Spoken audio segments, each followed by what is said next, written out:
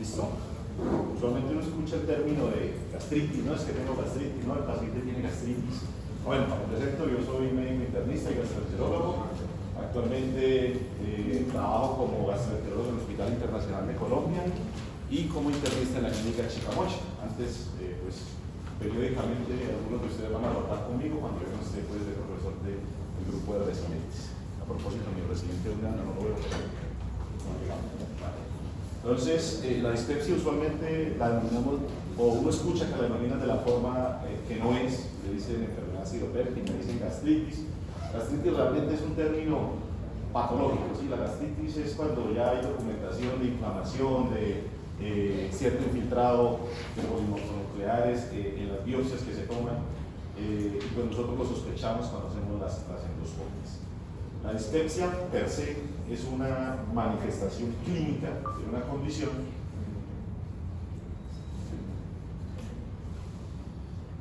y pues está definida como un dolor en el epigastrio de un mes de evolución con o sin llenura precoz, náuseas, vómito, malestar epigástrico o pirosis. Realmente hay dos fenotipos: está el dolor epigástrico, como esa sensación de epigastralgia que se presenta independiente de la ingesta de alimentos, o está la sensación de distrés postprandial, ¿sí? Los pacientes lo refieren como una agonía. Entonces, esa es la dispepsia. Es diferente, digamos, de la sensación de regurgitación, que es una manifestación clínica típica de la enfermedad por reflujo gastroesofágico.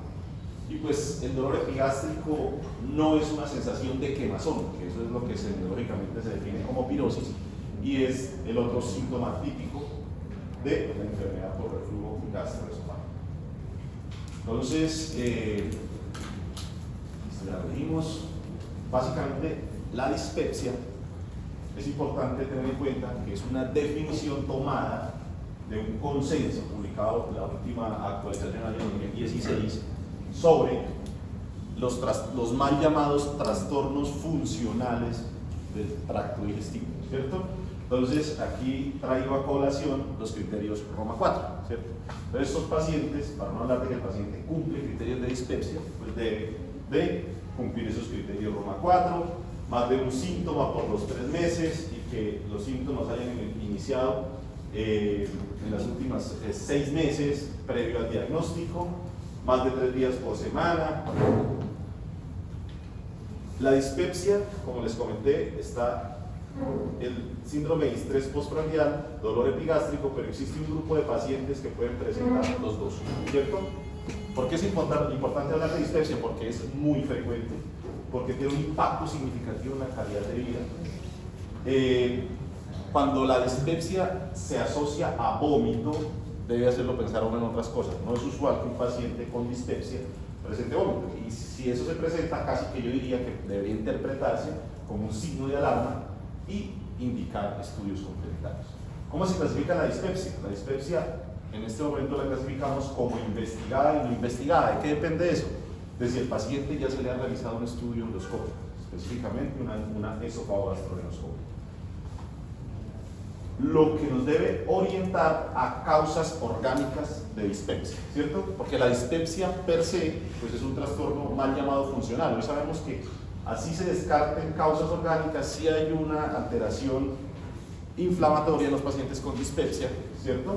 Sin embargo, pues no impacta en términos de que estos pacientes vayan a tener una mortalidad mayor en relación con la población general que no tiene dispepsia. Es igual a lo que pasa con síndrome de intestino irritable, pero sí hay causas orgánicas que explican la dispepsia. Por ejemplo, la enfermedad, la úlcera péptica, explicada específicamente por la infección por Helicobacter pylori, el cáncer, importantísimo en nuestra población. El cáncer es bastante prevalente, ¿sí? Entonces puede presentarse con una manifestación de dispepsia, sí. Enfermedad pancreatobiliar, la litiasis, la enfermedad que involucra tanto a la vesícula como el árbol biliar, también puede manifestarse como dispepsia. Medicamentos, pacientes que consumen aspirina, ¿sí? Esteroides crónicamente, trastornos endocrinos. Y pues la dispepsia funcional es aquella dispepsia en la que pues no está explicada por cualquiera de estas causas, o no está identificada por cualquiera de esas causas. La epidemiología acá en este mapa epidemiológico del año 2020, pues no estaba pintado todavía Colombia como tal, pero pues vemos que en el mundo la incidencia en ciertas regiones alcanza casi hasta el 10%, y yo creo que hay mucho subregistro también. Uno en la consulta, y los que han tenido la oportunidad de la consulta conmigo, vemos que casi que el 70-80% de la consulta de gastroenterología es dispepsia y síndrome de intestino irritable. Entonces, el cerebro está conectado con el intestino. Eso es clave y eso lo experimentamos desde toda nuestra evolución como seres humanos. Las emociones siempre se manifiestan con algo de mecanismo digestivo, ¿sí? Entonces existe realmente una asociación entre ciertas condiciones psicológicas, psiquiátricas, digamos, por ejemplo, pacientes con ansiedad, depresión. Estos pacientes tienden a ser más propensos a presentar dispepsia de tipo funcional. ¿Listo? Eso es claro. Obviamente, como les dije ahorita, estos trastornos también tienden a coexistir o a estar interrelacionados con otros trastornos mal llamados funcionales, como el síndrome de intestino irritable, la enfermedad por reflujo gastroesofágico. Esa no es menos funcional, o no es funcional, digamos, pero pues también tiende a solaparse, ¿sí? Digamos, el paciente, además del síndrome de estrés y del dolor epigástrico, manifiesta pirosis y regurgitación, pues estaría dentro de ese grupo. Y pues existe un grupo de pacientes que tienen intestino irritable, tienen dispepsia y pueden tener reflujo. Sí, puede pasar.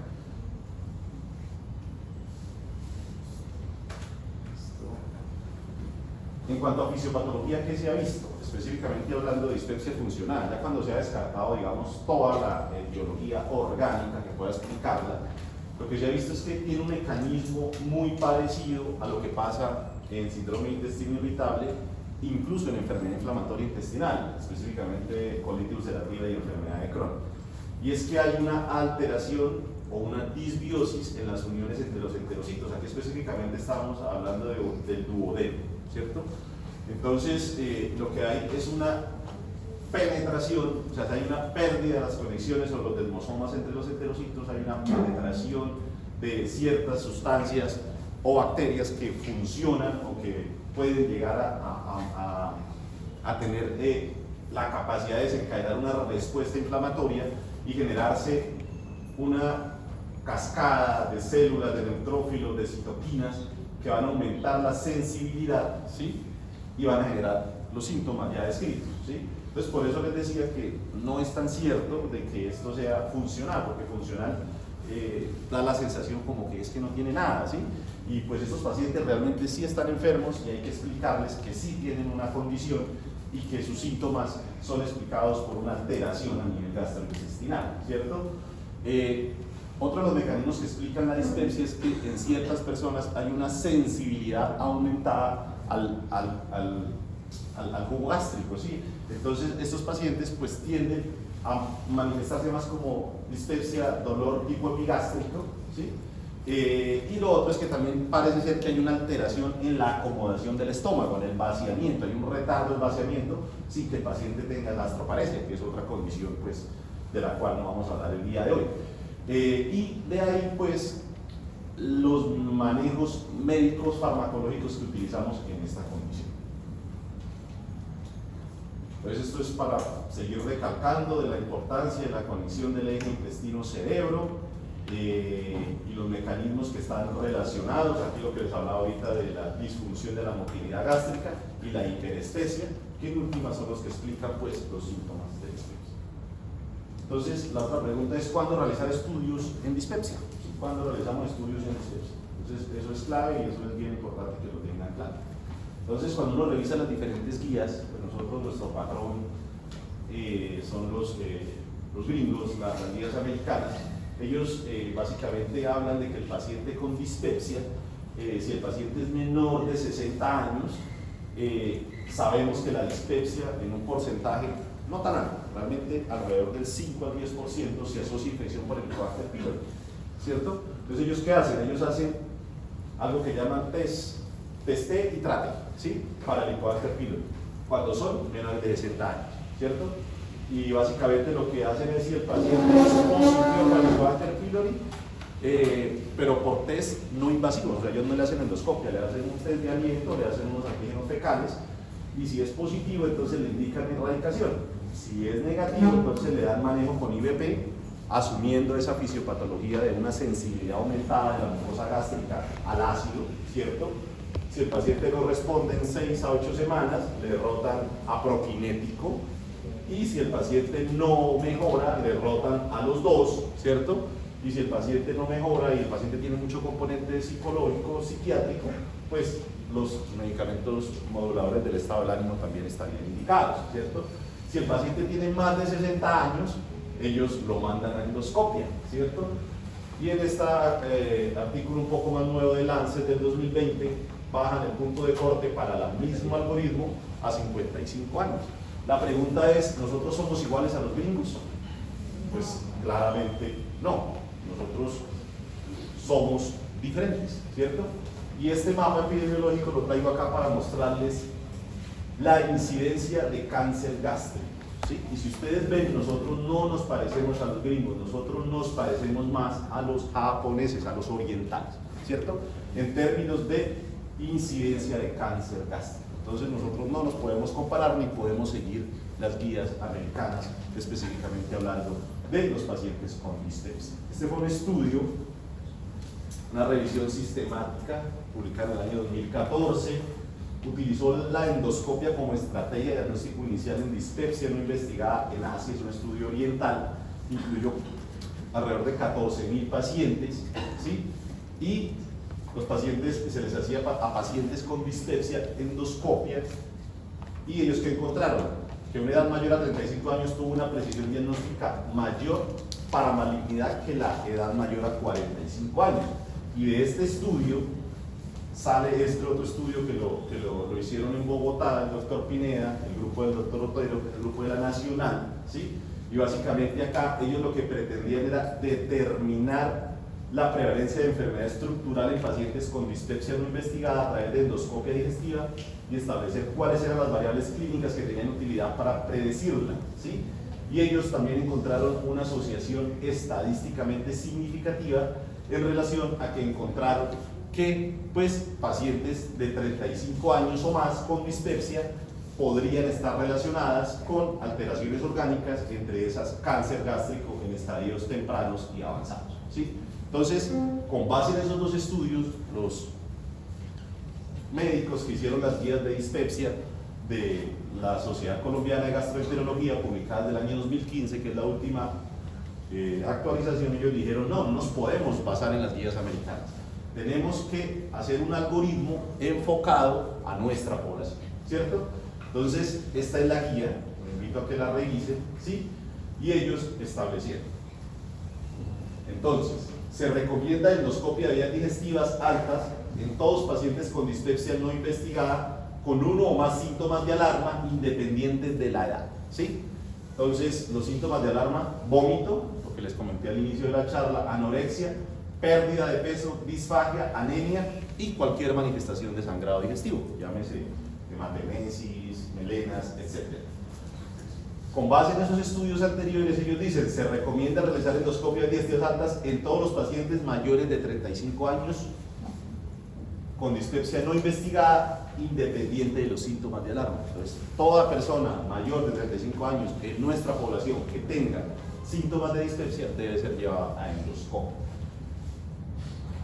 Y eso es claro, ¿listo?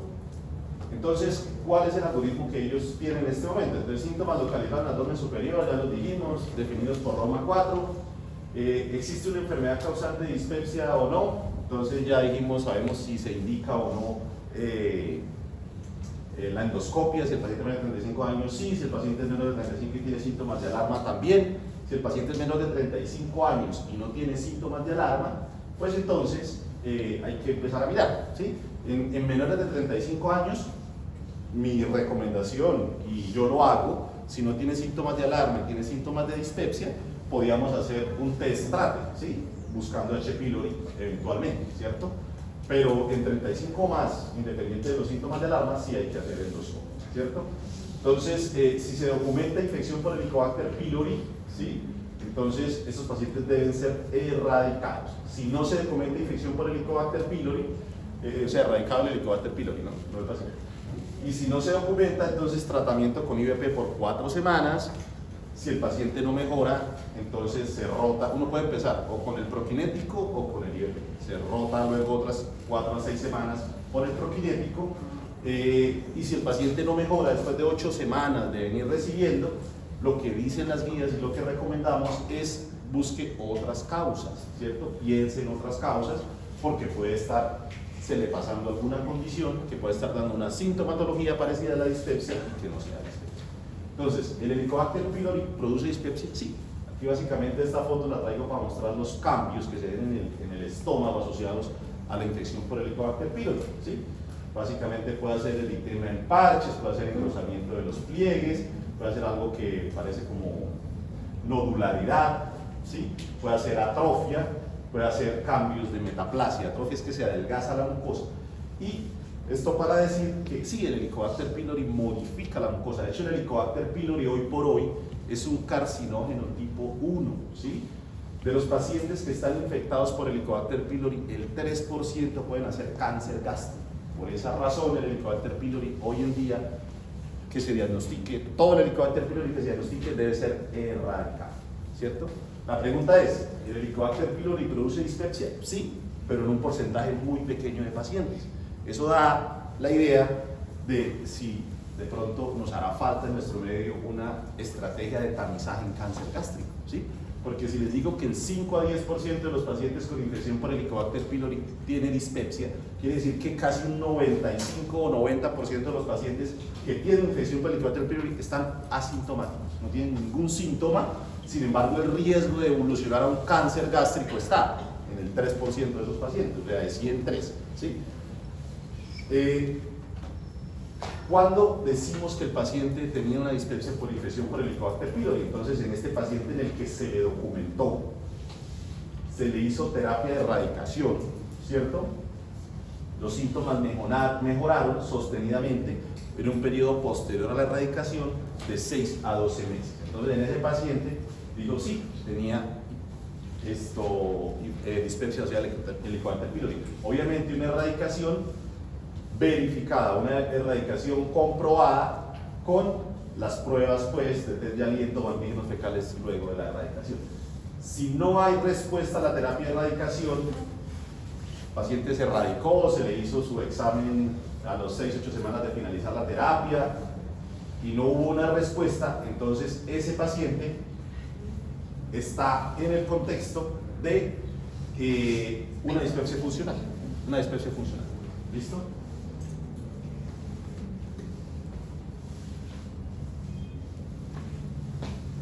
¿Todos los pacientes con infección por Helicobacter pylori deben ser erradicados? Sí, ya lo dijimos, esos pacientes deben recibir tratamiento de erradicación. La infección por Helicobacter pylori no solo se asocia a gastritis, a dispepsia y a cáncer, que es pues a lo que más le tememos, sino que también se asocia a anemia ferropénica, ¿sí? También se asocia a púrpura trombocitopénica idiopática, también se asocia a deficiencia de vitamina B12, ¿sí? Entonces, realmente es una condición que debemos siempre propender por erradicar, ¿cierto? También se asocian linfomas tipo MALT, ya dijimos esto, en los pacientes que tienen, pacientes digamos que requieren aspirina o clopidogrel como estrategia de prevención secundaria por cualquier enfermedad cardiovascular, si coexisten con el Helicobacter pylori, tienen 60 veces más riesgo de presentar sangrado. Estos pacientes, digamos en la Fundación Cardiovascular tenemos muchos pacientes de este tipo, siempre que yo les hago endoscopia, por cualquier razón, yo siempre trato de buscarles H. pylori, porque son pacientes que seguramente si la tienen, van a llegar después con sangrados digestivos y si la erradicamos, pues vamos a prevenir ese riesgo. Esta gráfica es la cascada de Pelayo Correa. Sí, básicamente, Pelayo Correa es un patólogo colombiano de Medellín, si mal no estoy, y es un colombiano y él describió toda la evolución y la historia natural de la infección por Helicobacter pylori, desde una mucosa gástrica hasta que se adquiere Helicobacter pylori. ¿Cómo se adquiere Helicobacter pylori? por contaminación fecal oral, aguas sin hervir, alimentos contaminados, es la manera como se tiene esta infección. Aparece primero la gastritis activa crónica, los pacientes que tienen una predisposición genética y la bacteria tiene ciertos factores de virulencia, pueden evolucionar a gastritis crónica, muchos pacientes se quedan ahí. Un grupo de pacientes evoluciona a atrofia gástrica, se hace un adelgazamiento de la mucosa, posteriormente progresa a metaplasia, displasia y aparece el cáncer. La pregunta es, ¿cuánto tiempo han mostrado los estudios que va desde la infección hasta la aparición del carcinoma? 3 años. Realmente no es mucho tiempo. Los que están para hacer cáncer gástrico lo hacen en 3 años, ¿cierto? Obviamente aquí hay factores genéticos, factores familiares, una serie de variables que nosotros pues evaluamos y con base en eso también hacemos los seguimientos de estos pacientes. ¿Cómo se trata el Helicobacter pylori? Este es un artículo también del Grupo de la Nacional del año 2018, el doctor Otero es de los médicos que más sabe de Helicobacter pylori en Colombia, y básicamente en Colombia por las tasas de resistencia a la claritromicina, metronidazol, levofloxacina y los estudios que se han hecho, los esquemas que se recomiendan son estos 4 que están aquí abajo. Primeras líneas. Todas las terapias para erradicar el Helicobacter pylori deben ir con base bismuto, bisbacter, ¿cierto? Todos deben tener IVP. Y el IVP de elección en nuestro medio es el esomeprazol o el rabeprazol, ¿cierto? ¿Por qué? Porque es que es el único IVP que no tiene metabolismo por la citocromo P450. Y resulta que en Colombia hay una tasa de metabolizadores rápidos de IVP casi por encima del 85%, y esto habla de que si se le da omeprazol, pantoprazol o cualquier otro IVP, lo van a metabolizar muy rápido. Para que la bacteria se muera, el pH tiene que estar alto, ¿cierto? El pH gástrico normalmente es bajo, es muy bajo. El IVP la idea es que esté alto para que la bacteria se multiplique y puedan los antibióticos ejercer su efecto bactericida, ¿sí? Entonces, por esa razón, el esomeprazol o el rabeprazol son de elección en nuestro medio, ¿cierto?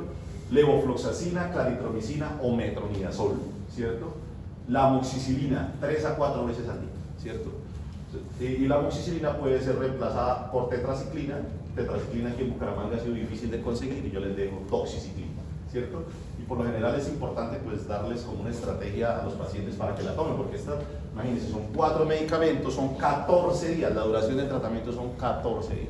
Es una afera, la verdad, pero pues estamos previniendo el cáncer. Hay que explicarle a los pacientes, hay que decirles que se trata de una enfermedad que puede llegar a ser seria, a ser grave, y más en nuestro medio que es tan frecuente. Entonces, por eso la importancia de la erradicación del Helicobacter pylori, siempre que lo documentemos, siempre que lo veamos. Doctor, Sí. que usa bismuto. Sí, todas tienen que estar a base de bismuto, bisbacter o subsalicilato de bismuto. Bisbacter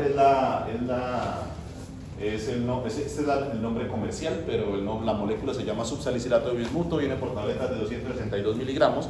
Yo se la recomiendo que se la tomen masticada inmediatamente antes de empezar a desayunar, inmediatamente antes de empezar a comer. 2 tabletas. ¿Qué función tiene? Es un antibiótico. Ok. Es un antibiótico, bisbacter. Ahora que hablamos de diarrea, vemos que también lo usan en diarrea del viajero. La levofloxacina, el IVP 30 minutos antes del desayuno, 30 minutos antes de la cena. La amoxicilina encima de cada comida principal, ¿cierto? La levofloxacina es una vez al día a las 11 de la mañana. Si es metronidazol, yo se los dejo encima de la media mañana, encima de la media tarde, y por ahí a las 8 de la noche encima de una merienda chiquita, una fruta, un pedacito de queso, para que lo toleren mejor. Porque muchos pacientes no cumplen los tratamientos por intolerancia, y sobre todo lo que presentan es dispepsia por medicamentos, náusea, vómito, ¿sí? Entonces uno tiene que ser muy cuidadoso explicando la importancia de la erradicación por un lado, y por otro lado pues también la importancia, una adecuada toma para que lo toleren. Entonces acá, deterioro en la acomodación o alteración en la acomodación, secreción ácida y retraso del vaciamiento. Entonces, como presuntos mecanismos fisiopatológicos que explican la dispepsia funcional, ya en estos pacientes que ya definitivamente descartamos todas las causas y pues que tienen indicación de descartarse, ¿cierto? Para deterioro de la acomodación, entonces ahí actúan los prokinéticos que recomendamos: mosaprida, domperidone, Metoclopramida no, porque produce mucho extrapiramidalismo. La metoclopramida la usamos más como un prokinético en entornos hospitalarios y por periodos cortos, pero mosaprida me parece un prokinético muy seguro. La tableta viene de 5 miligramos, la damos 20 minutos antes de cada comida principal, y entre los IVPs que podemos usar cualquiera, las dosis que se usan en dispepsia son dosis bajas, no altas como en erradicación de H. pylori o en enfermedad por reflujo gastroesofágico. Este es el algoritmo de la guía colombiana: dispepsia funcional, helicobacter pylori positivo sí, tratamiento de erradicador y comprueben la erradicación, presencia de los síntomas, seguimiento clínico, cuánto tiempo lo siguen o le dan el tratamiento, 8 semanas, si no mejora, piensen en otras cosas. H. pylori positivo, síntomas predominantes, distrés postprandial o dolor epigástrico. Entonces ahí yo les recomiendo, si es distrés postprandial, arranque con el prokinético; si es epigástrico, arranque mejor con el IVP, persistencia de los síntomas, entonces rote el uno por el otro o combine los dos. Persistencia de los síntomas, mire a ver si el paciente se beneficia de inmunomoduladores del estado del ánimo, ¿sí? Por ejemplo, moduladores del estado del ánimo, perdón el término. Antidepresivos tricíclicos, duales, etc. Y si no, pues remita al gastroenterólogo para buscar otras causas, o ustedes pueden ir adelantando. Hay que ver una ecografía hepatobiliar, hay que ir mirando si el paciente tiene manifestaciones de pancreatitis crónica, si tiene diarrea, si es un paciente diabético, fumador, que consume alcohol, obeso, ¿sí? Entonces, bueno, este es un algoritmo básicamente americano que dice lo mismo. Acá quería mostrarles que el inhibidor de la bomba de protones pues disminuye la producción de ácido gástrico y por esa razón mejora los síntomas, por el hecho de que parece ser que hay una sensibilidad aumentada al ácido gástrico y por esa razón esos pacientes tienen dispepsia. Entonces, los pacientes que persistan con dispepsia después de haber erradicado se benefician de dosis de IVP. ¿Qué dosis usamos? Es omeprazol, pantoprazol, 20 miligramos. 20 miligramos 30 minutos antes del desayuno, es la recomendación que hay. Y si es una dispepsia meramente funcional, el paciente mejorará. Entonces, básicamente, esta es la evidencia, ¿sí? Donde lo compararon con anti-H2. Bueno, el anti-H2 que usábamos era la ranitidina, pero ya fue sacado del mercado. Actualmente no lo tenemos, pero obviamente el IVP tiene mucho mejor rendimiento en los pacientes con dispepsia funcional. Los antidepresivos tricíclicos, el problema es que pues, tienen muchos efectos secundarios. Hay que tener cuidado pues, con los pacientes que tienen enfermedad cardiovascular establecida, porque pueden tener también alteraciones a este nivel, pero serían una opción. Hay que tener también mucho cuidado en la manera como los introducimos en estos pacientes. Yo creería que serían pacientes que tienen mucho componente psicológico, psiquiátrico, y sería pues de la mano con el psiquiatra, porque pues existe mucha estigmatización en la utilización de estos antidepresivos tricíclicos. Sin embargo, pues las guías lo recomiendan y es una opción que tenemos en el VAEMECUM. Yo la verdad no los uso porque pues hay mucha estigmatización, y si uno de entrada le pone un antidepresivo, el paciente va a salir a buscar en Google y entonces va a decir que lo están tratando. Sí, o sea, por lo general yo creo que es la última opción que tenemos en el algoritmo de tratamiento de este grupo de pacientes. Prokinético, ya les mencioné.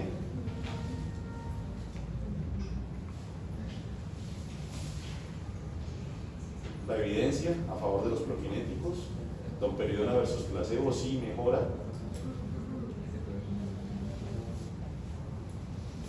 Esta es como la lista o el resumen de lo que tenemos disponible. La metoclopramida, como les dije, mucho efecto, mucho extrapiramidalismo, entonces por eso no. Domperidona podría ser una opción, amisapride, la que me gusta más a mí. Eso es entre los medicamentos que disponemos acá en Colombia. Si vamos a usar antidepresivos tricíclicos, me gustan más que los neuromoduladores del sistema nervioso central, más que los antidepresivos, son mejor tolerados y menos efectos secundarios, los duales, ¿sí? También los podemos utilizar y los tenemos ahí en la lista. Intervenciones en dieta, básicamente estos pacientes hay que recomendarles, o sea, en gastroenterología básicamente las dietas restrictivas solamente tienen evidencia en dos enfermedades, que es en enfermedad celíaca, donde la restricción de gluten pues sí tiene evidencia de que mejora los síntomas de los pacientes y la progresión de la enfermedad, ¿cierto? Y en esofagitis eosinofílica. Son las dos únicas condiciones donde existe evidencia y hay que hacer dietas restrictivas en estos pacientes. El resto, síndrome de intestino irritable, dispepsia, lo que yo le digo al paciente es identifique qué alimentos son los que le generan los síntomas, ¿cierto?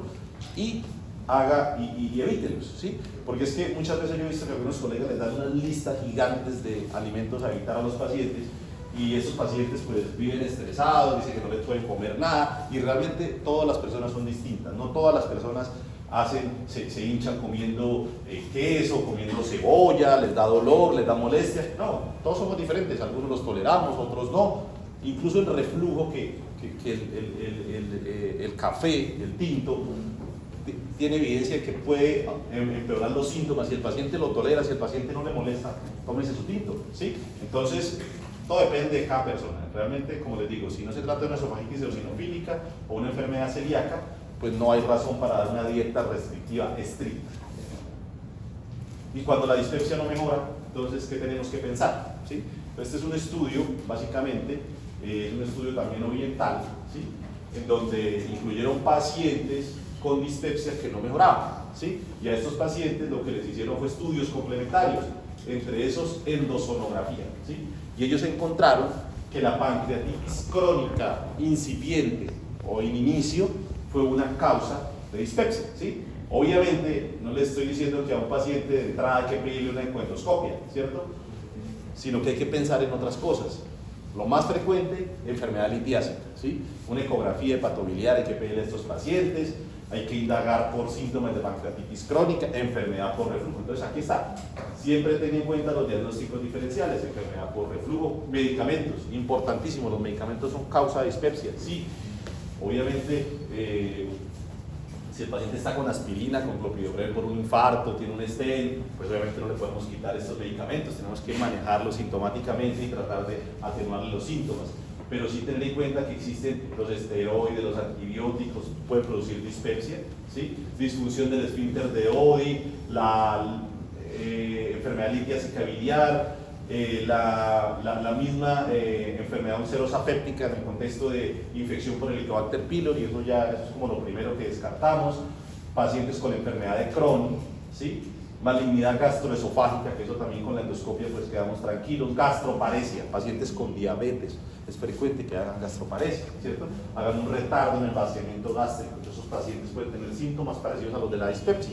¿Cómo lo sospechamos? Estos pacientes sí tienen vómito y estos pacientes por lo general cuando les hacen la endoscopia tienen residuo de alimentos en el estómago porque tienen un vaciamiento gástrico. Carcinoma hepatocelular, entonces con la ecografía hepatobiliar, la ecografía tiene muy buena sensibilidad para evaluar hígado, entonces ahí también podemos descartar esa causa. Pancreatitis crónica o cáncer de páncreas, identificar antecedentes del paciente y factores de riesgo. Complicaciones de parásitos, la giardiasis puede producir dispepsia, sí, ustedes saben que la giardia, pues ¿cómo se llama la giardia? ¿Cómo le dicen? Giardia duodenali, ¿cierto? ¿Por qué? Porque pega al duodeno y sabemos que ahí en el duodeno es donde está como explicada gran parte de la fisiopatología de la dispepsia y pues si eso está infestado por giardias, pues podemos estar en ese contexto, ¿cierto? De hecho, están saliendo recomendaciones de que en los pacientes que no mejoran la dispepsia, también la toma de biopsias en duodeno podría ser una opción para identificar otras causas. Enfermedades infiltrativas, gastroenteritis eosinofílica, amiloidosis, sarcoidosis, eso es lo que buscamos descartar en pacientes que no mejoran con esa biopsia. O la isquemia mesentérica, también puede ser una causa de un dolor ahí sordo. Entonces, ¿qué mensajes para llevar a casa? En Colombia se recomienda la realización de endoscopia a todos los pacientes con dispepsia no investigada de 35 o más años o en menores con signos de alarma. ¿Listo? Con que lleven eso de la charla y los diagnósticos diferenciales, creo que quedó feliz. En pacientes con dispepsia investigada, con síntomas persistentes que no mejoran, sospechar pancreatitis crónica temprana según el contexto clínico y antecedentes. Y no solo pancreatitis crónica, otras causas, como las que ya vimos. Es importante la clasificación sindromática de la dispepsia, según los criterios Roma 4, a fin de determinar las mejores opciones terapéuticas. Entonces, establecer si se trata de un distrés, ¿sí?, postprandial o un dolor epigástrico, para definir si el inicio IBP o prokinético, ¿cierto? La historia clínica detallada, examen físico completo son elementos claves en el correcto abordaje del paciente con dispepsia, y establecer causas orgánicas que puedan manifestarse con síntomas similares. Siempre la historia clínica es clave en todo, absolutamente en todo. Entonces, hacer una historia clínica adecuada nos va a orientar a cuál es la causa que tiene este paciente de su dispepsia. ¿Listo? ¿Preguntas sobre la clase? ¿Hasta qué horas tenemos, doctor, para las 9? Tiene una hora más para la fuente de Guerrero.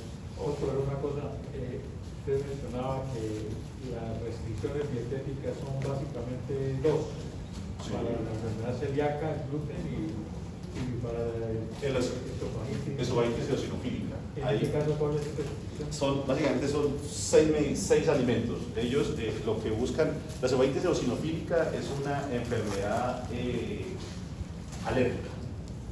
Es de pacientes alérgicos y es una enfermedad que está mediada por inmunoglobulina E. ¿Sí? Entonces, ¿qué pacientes hacen esofagitis eosinofílica? Es muy frecuente en niños y en pacientes atópicos, asmáticos. ¿Sí? Entonces, los alimentos, digamos, que deben evitarse en estos pacientes está el trigo, el huevo, los mariscos pueden también desencadenar, lácteos, ¿sí? En este momento en la cabeza tengo esos 4, son 6 medicamentos, 6 alimentos, pero tengo esos 4 en este momento en la cabeza, pero en ellos sí es importante la restricción, ¿sí? Además del manejo inmunomodulador con esteroides, también ya está aprobada, ya está en estudios para terapia biológica con estos pacientes, pero en eso la dieta restrictiva sí es fundamental. Esofagitis eosinofílica. Estos pacientes hacen algo que se llama un esófago traquealizado, parece una tráquea. Se forman surcos y se forman anillos, y el esófago se cierra y se perfora. Es una enfermedad hartísima y es muy frecuente en los niños. Entonces, una jalada, porque imaginen un niño uno restringiéndole que vaya a un cumpleaños pero que no puede comer torta porque tiene, sí, les toca, es compleja esa enfermedad. Sale barato. Sí. Pues la otra consideración general, ya que tocó tan en forma la parte del Helicobacter, Sí, señor. es considerar la parte epidemiológica, ¿no? Total.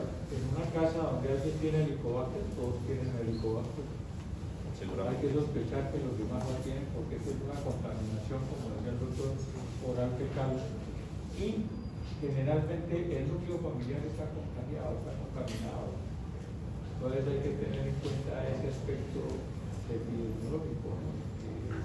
Y lo otro es la dificultad actual en la antibiótico-terapia por la resistencia a los antibióticos. Eso fue un problema relativamente reciente, ¿no? Sí. El replanteamiento de los esquemas antibióticos, pues no sé de esos cuales estén todavía vigentes. Esos 3 de abajo están vigentes. De hecho, yo tengo el Helicobacter pylori, me hice, estaba terminando el pelo, me hice una endoscopia, una colonoscopia ahí como de índice para tener. Y yo tengo el Helicobacter pylori. Y yo ahorita estoy haciéndome la erradicación con el tetraconolado. Y lo he tolerado bien tomándolo de esa manera como se lo dije. Yo se lo doy a los pacientes así, ¿sí? Existe en pacientes con índice de masa corporal menor de 24, existe una terapia dual que es amoxicilina a altas dosis e ivermectina. Rabeprazol es omeprazol y sería amoxicilina 1 gramo cada 6 horas. Y el esomeprazol sí 40 igual por 14 días, pero en pacientes con índice de masa corporal de menos de 24. ¿Sí? Porque es que en pacientes más gorditos se va a la grasa el antibiótico y pierde niveles. ¿Sí? Entonces, esa sería, digamos, una opción a un paciente de esas condiciones que creo yo lo puede tolerar mejor. Pero por lo general, lo que es muy importante, muchos pacientes no completan el tratamiento. Existe mucho desconocimiento también por parte de los médicos para dar tratamiento para el Helicobacter pylori. Dan terapias, dan triples terapias, a veces les dan claritromicina y esomeprazol, o les dan las dosis que no son. Realmente existe mucho desconocimiento y eso favorece la resistencia. Esos que les mostré ahí son los regímenes de primera línea, ¿cierto? Existen regímenes con rifautina son de rescate, ¿sí? Cuando un paciente le falla, y hay que tener en cuenta, es importante lo que dice el doctor Quintero, hay que tener en cuenta qué medicamentos ha recibido el paciente en los últimos 3 meses, ¿cierto? No, que el paciente estuvo hospitalizado con una neumonía y recibió claritromicina, ¿sí? Uno no le va a poner el esquema con claritromicina, o recibió quinolonas, uno le va a poner esquema, sí, siempre tiene que tener como esa lógica, y obviamente actualmente estos esquemas han sido basados en estudios poblacionales. Hay una javeriana y una doctora Palacios, creo que es el apellido, ella trabaja muy de la mano con Otero, y ellos tienen estudios de sensibilidad del nicotérpico. Y si el paciente le falla a un tercer esquema de esos, porque la recomendación es, si le falló al primero, cámbielo por otro que no haya recibido. Tenga en cuenta los antibióticos que el paciente ha recibido previamente, ¿sí? Y ya cuando el paciente ya va para el tercer esquema de resistencia, ese paciente hay que hacerle cultivo, ¿sí? Entonces, todo que no lo mande, le hacemos una endoscopia, le tomamos unas muestras especiales, le hacemos como un mapeo del estómago y hacemos cultivo para mirar a ver qué tratamiento es el que va a necesitar. Ajá. Doctor, y si en vez de recibir un tratamiento cuádruple recibieron triple, significa que no lograron erradicar la Helicobacter. Entonces, lo que les decía, siempre la erradicación se debe confirmar. ¿Cuánto tiempo después? 6 a 8 semanas desde que finalizó. Debe suspender el IVP 6 semanas antes de tomarse la erradicación. Entonces, la otra pregunta interesante sería, bueno, ¿y con qué miro yo si la bacteria se erradicó o no? Entonces yo les digo, depende. Si el paciente tiene una gastritis eritematosa solamente, que quiere decir que no necesita seguimiento endoscópico, test de aliento o antígenos fecales, ¿sí? Tienen una sensibilidad y un rendimiento diagnóstico casi del 95%. Si son negativos, puede decirle con toda tranquilidad que no tiene la HPV, ¿cierto? Pero si el paciente es un paciente que el papá tuvo cáncer gástrico, y cuando yo le hice la endoscopia le vi que estaba con atrofia, con un área de metaplasia, ese paciente yo lo sigo endoscópicamente. A ese sí le hago una endoscopia a los 6 meses o al año y miramos, ¿listo? Cuando hay lesiones o hallazgos que tengan indicación de seguimiento endoscópico, se hace seguimiento con endoscopio. Cuando no, se puede hacer con pruebas muy básicas. ¿Listo? ¿Alguna otra pregunta?